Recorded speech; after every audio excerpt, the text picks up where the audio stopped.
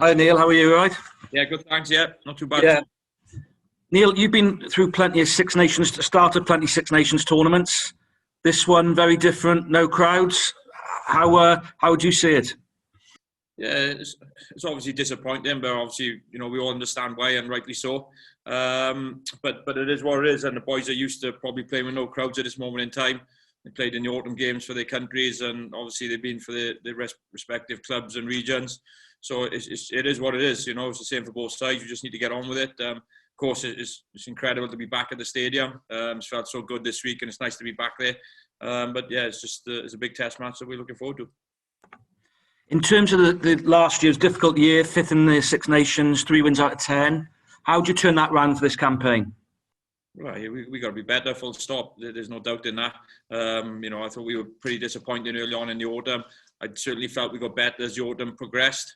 I felt some of the boys certainly were a long way off from what they had been with lockdown and maybe only a couple of games under their belt coming in. But for me, they seem certainly in a different place and a position when they come in this time. I'm really looking forward to tomorrow. Really excited about it, and I hope we can turn up and truly give a performance. And of course, we want to win the Test match. That's what it's all about.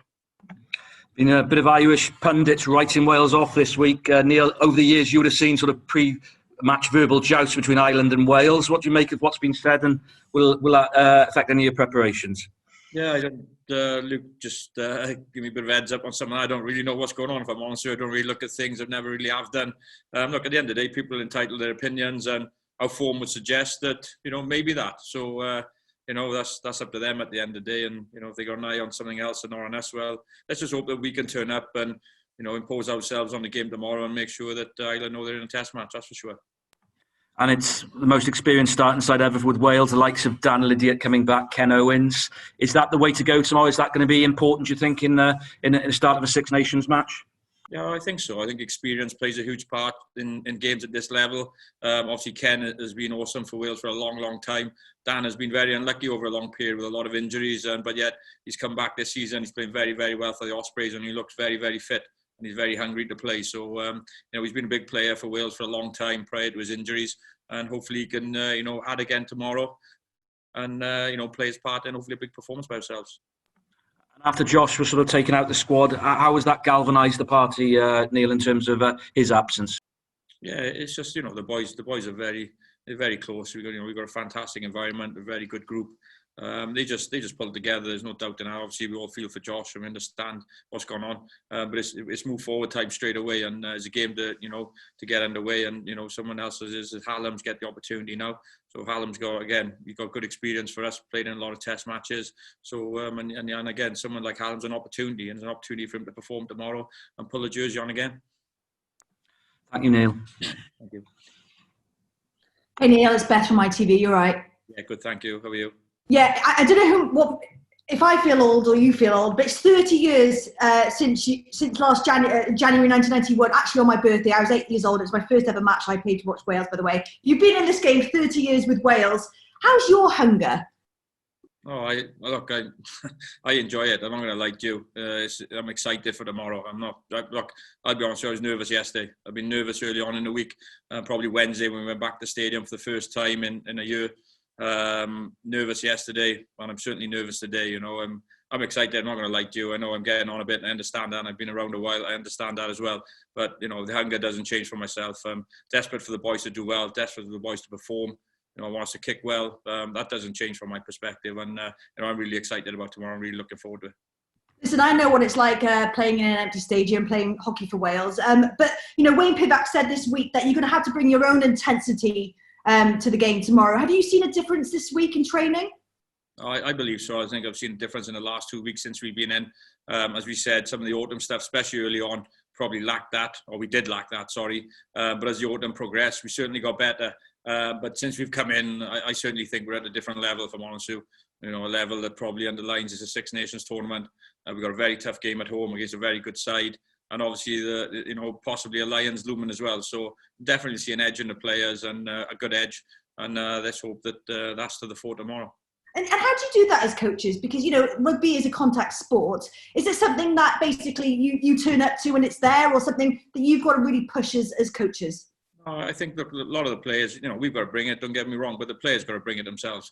They know what's at stake. They know what it is to pull on our jersey and what represents and to represent our country. And it demands the utmost of yourself, demands the highest of standards. And I'd like to think that, coming in, as I said, Six Nations, that speaks for itself. The history behind that is incredible. A lot of these boys involved in this squad have won it before, were involved 2 years ago. I know they'd love to win it again. And, as we've said before, momentum is a huge thing in this tournament, and winning your first game can put you on a good road. And if you don't win your first game, we go to Scotland the following week. It can be a tough road. But again, it's test match football. It's a very thin line between winning and losing some of these games. And hopefully we're on the right end tomorrow. Well, I feel a bit pumped up already. But have you seen? Is it different to kind of maybe last year? Is there a difference this year? I'm guessing you say you boys know what's at stake. But do you feel like there's been a real? Yeah, it's difficult to say because every year Six Nations is massive. It's important. Obviously it was Wayne's first tournament last season, defending champions. With a couple of tough games. We probably, I felt very unlucky against France in that third game. Again, we went to Dublin, very tough place to go, didn't get a result. France at home, possibly should have won that game. We made a few errors in that game, it's cost us. And obviously England away, where we've probably played some of our better rugby in that game, but lost to a very good England side at Twickenham. So, and obviously the Scotland game when coming out of a lockdown. But look, again, Six Nations doesn't change for me. It's a humongous tournament. It's the biggest one you're going to play in, other than a World Cup. And as I said, there's a Lions tour at the end of this. So hopefully, if you need motivation for anything, certainly this is the one where it's all about. Last one from me. Big O always says he likes playing on the edge, and against a team like Ireland, it's always a bit niggly, isn't it? We always see that. Yeah, it's a physical game. A bit of trash talking goes on, and that's how it is. It's what it is. It's test match football. You've got two very, very good tens going against each other tomorrow, and some very good players on either side going against each other, and both determined to win this game and get each nation off to a good start. So there's no doubt it'll be a bit of niggle and a bit of edge tomorrow, but it's got to be a disciplined edge as well. Listen, good luck. Thank you. Appreciate it. Thank you very much. Oh, hi, Neil. It's Andrew Baldock here. Just touching on the experience and the leadership. Bigger and Sexton go again tomorrow. As a former fly half, how impressed are you with their longevity and the fact they're both still at the very, very top of their game for their countries? Yeah, look, I just speak from our point of view with Dan. He's been an incredible player for us. He keeps himself in tip-top condition. His hunger is incredible. He just keeps wanting to get better, wanting to develop, wanting to improve, and he's constantly wanting, obviously, to lead our team. And that speaks volumes of Dan himself. I've known him for a very, very long time, since he was a kid back in the academy, and he's always had that sort of good attitude about him, if you like, and maybe a little bit of cockiness, if you like, as well. But not it's not arrogance, but it's a positive. He knows he can go out and do the job, and he's been exceptional for us. And I'd like to think he's going to have hopefully another good game tomorrow. And Johnny, the same. He's an incredible player. Johnny had a fantastic career. Still going. Again, I suppose age is only a number at the end of the day. His body and his head. He's shown that what he can do at this level for a very, very long time. He's a serial winner, and he's a fantastic player. So it'll be a big challenge for us tomorrow. But looking forward to it. And just a final one for me, Neil. Again, on leadership, how important is it of a player like Ken Owens back in the ranks with everything that he brings to the squad? Yeah, I think we've been quite lucky with this squad having Ken come back. With the experience that these guys are fantastic player for us, as you said, a leader on and off the pitch. Al obviously being fit. Josh Navidi coming back in as well. He's had a few issues with concussion. Josh has been a big player for us for a long time, and as I said, Dan has as well. Another big player for us. So and all forwards, which at the end of the day, as we all know, more often than not, games are won and lost up front. So it's a big area for us that we've had back, and let's hope that we can show that tomorrow. Thanks, Steve. Good luck tomorrow. Cheers. Thank you. Appreciate it. Thank you very much. Hi, Neil. Will here. How's it going? Hi, Will. Yeah, good. Thanks. Just one from me. Alan Wynne talked yesterday about this kind of being no excuses time for Wales. Would you agree with that? You're sort of used to now the weirdness of playing in COVID and things that are a bit strange in the autumn, perhaps, and so now it's just time to perform and let go of those things. Yeah, I don't believe it's an excuse anyway.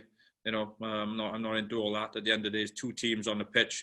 Everyone seems to go through the same issues as each other. So, I don't believe there's any issues anyway or any excuses. And there's certainly not tomorrow. If there was any, I certainly wouldn't have been hiding behind them anyway, if I'm brutally honest with you. So no, look, it's all on the line tomorrow, and we need to rock up and just do what we can and take the game to Ireland as best we can. Thank you.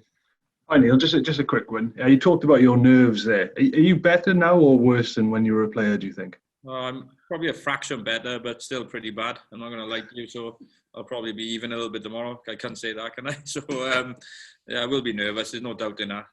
I always am. I'm not going to lie to you. It's a big game. It's a big test match. You know, I've always been desperate. You know, I'll be honest with you. I probably get nervous even when I sort of finished playing, wasn't involved. I just want Wales to do well. I want Wales to be successful. I want Wales to win, and that'll never ever change from me. You know, I'm a proper Welshman. You know, I'm desperate for our country to do well, and again, I'll be nervous tomorrow, hoping the boys can do the job. And just one last one. You've been through a bit of adversity ahead of and during campaigns in recent years, but the team always seemed to respond. What is it about this group of players that seem to be pretty good at compartmentalising things off the field and just putting it right on the field? Why do you think they can do that? Well, we've got a lot of experience in this team. There's no doubt in that all the way through. You know, obviously, he's young Zamo. Obviously, he's probably lacking in that area, but certainly not in confidence. But again, you look from Win all the way through to Halfers at the back. You know, it's a huge amount of experience. The boys have had ups and downs in their career, and you know, I'd like to think that's basically the reason. You know, they've been there, they've done it. They've obviously seen the lows. They've certainly seen the highs, and you know, so I think anything that comes their way, if something doesn't go quite to plan, we seem to regroup and go again, and I think we tend to do that pretty well. No, cheers, Neil. All the best. Thank you. No problem. Thank you, everybody. See you tomorrow. All the best. Thank you.